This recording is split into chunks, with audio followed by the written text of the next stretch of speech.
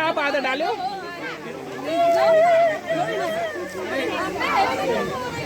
ना ना बिल्कुल घुसी जी, आंसू है ये। माता जी भाव विह्वल हो चुकी है और जब से सफलता का यही मंत्र है कि जो माँ बाप और टीचर आपको रास्ता दिखाएं उसी रास्ते पे चलना है, कभी भी हार नहीं माननी है। कोई बहुत परेशानी आएंगी लेकिन उन परेशानियों को एक तरफ रख के अपने रास्ते पे चलते रहना है।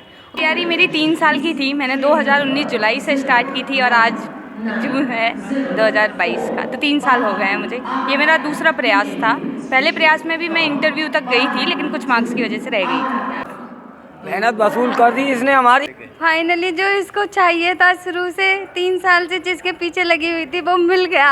इसके पीछे इतनी मेहनत की है शायद कोई नहीं कर सकता। उसी की वजह से हम 3 बहन भाई डॉक्टर बने हैं।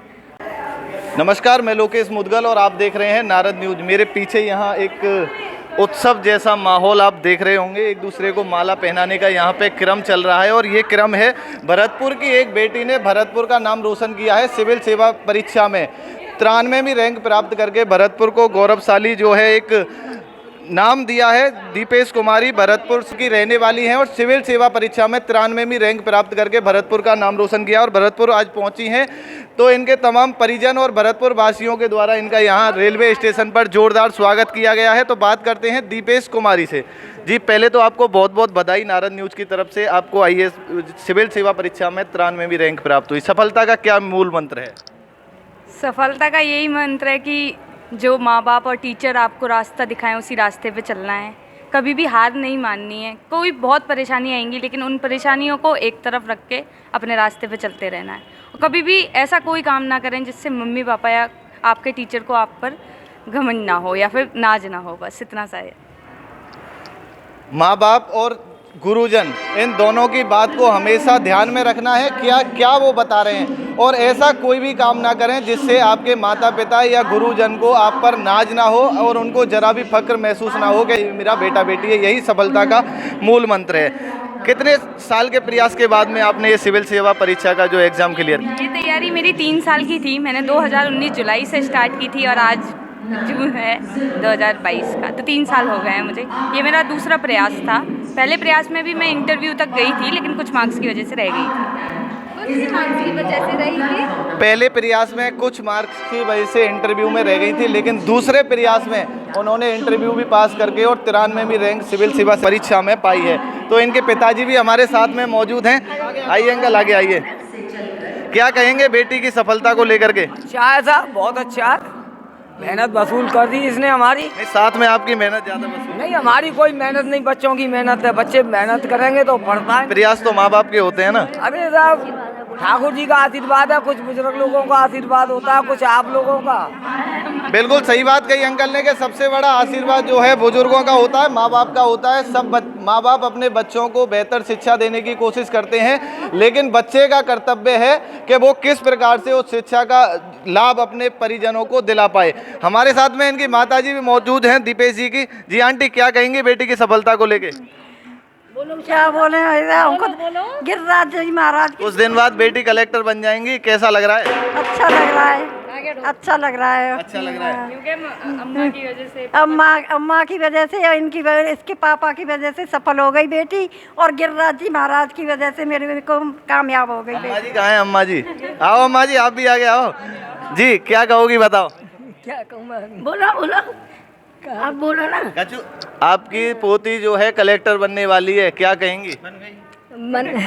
बहुत खुशी की बात है, बहुत खुशी की बात है। बहुत अच्छे से, हाँ बहुत अच्छे से भगवान। बिल्कुल खुशी की बात है ये इनके परिजनों के लिए भी और भरतपुर वासियों के लिए भी, क्योंकि भरतपुर से की रहने वाली दीपेश कुमारी ने 93वीं रैंक प्राप्त करके सिविल सेवा परीक्षा में जो है अपना नाम दर्ज कराया है और भरतपुर का नाम रोशन किया है। हमारे साथ में इनकी शिक्षिका भी मौजूद हैं, रंजना तिवारी जी, बाबा सुग्रीव विद्यापीठ की जो प्रिंसिपल हैं। जी मैम, क्या कहेंगी? मेरे पास है ना शब्द नहीं है कुछ भी बोलने के लिए। ये बाबा सुग्रीव की एक सितारा, जिसको कहते हैं ना कि मतलब आसमान से तोड़ के जो सितारा लाए हैं, वो बाबा सुग्रीव सितारा आसमान से तोड़ के लाया है जो आप सबके सामने मौजूद है।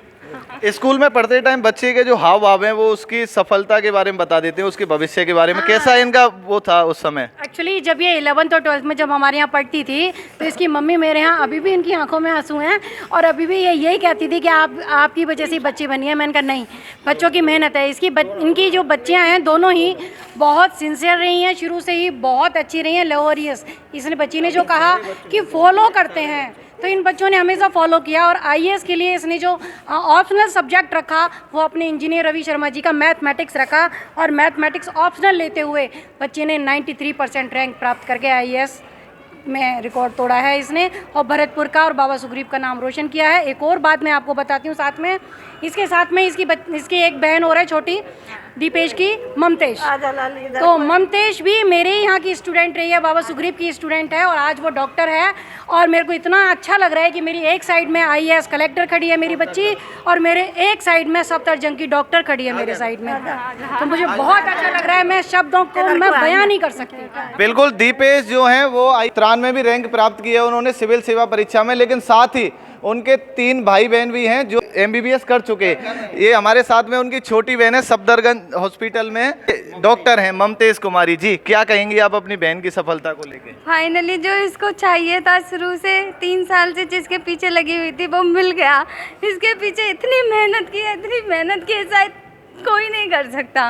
उसी की वजह से हम 3 बहन भाई डॉक्टर बने हैं, वरना हम नहीं थे। मतलब समझ रहे हैं कि इसकी स्कॉलरशिप से मेरी एलन की फ़ीस जमा हुई थी, फिर मेरी वजह से मेरे भाइयों की फ़ीस जमा हुई थी। ऐसे करके आज 3 बहन भाई डॉक्टर और 1 कलेक्टर बन गई। 5 बहन भाई हैं हम।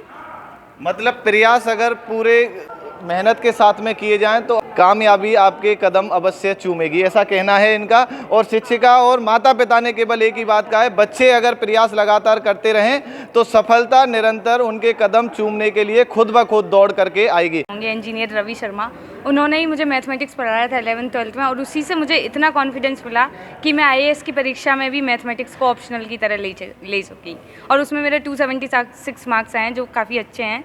तो मैं उनको ज़रूर धन्यवाद देना चाहूँगी, वो उनसे मैं मिलूँगी भी कि उनकी वजह से ही मैं शायद यहाँ पर हूँ। सबका कंट्रीब्यूशन होता है लेकिन टीचर से बड़ा कंट्रीब्यूशन किसी का नहीं होता। गुरु तो माता पिता से भी ऊपर रखे गए हैं, तो मैं उनको ज़रूर मेंशन करना चाहूँगी। 12th क्लास मैथमेटिक्स किया और फिर उसके बाद में इंजीनियरिंग की और आईआईटी बॉम्बे से इन्होंने एमटेक भी किया और आईएएस ये सिविल सेवा के लिए भी इन्होंने मैथ को ऑप्शनल रूप में चुना और आज ये 93वीं रैंक प्राप्त करके इन्होंने भरतपुर का नाम रोशन किया है। अपने सहयोगी अमन सिंह बग्गा के साथ मैं लोकेश मुदगल, नारद न्यूज़, भरतपुर।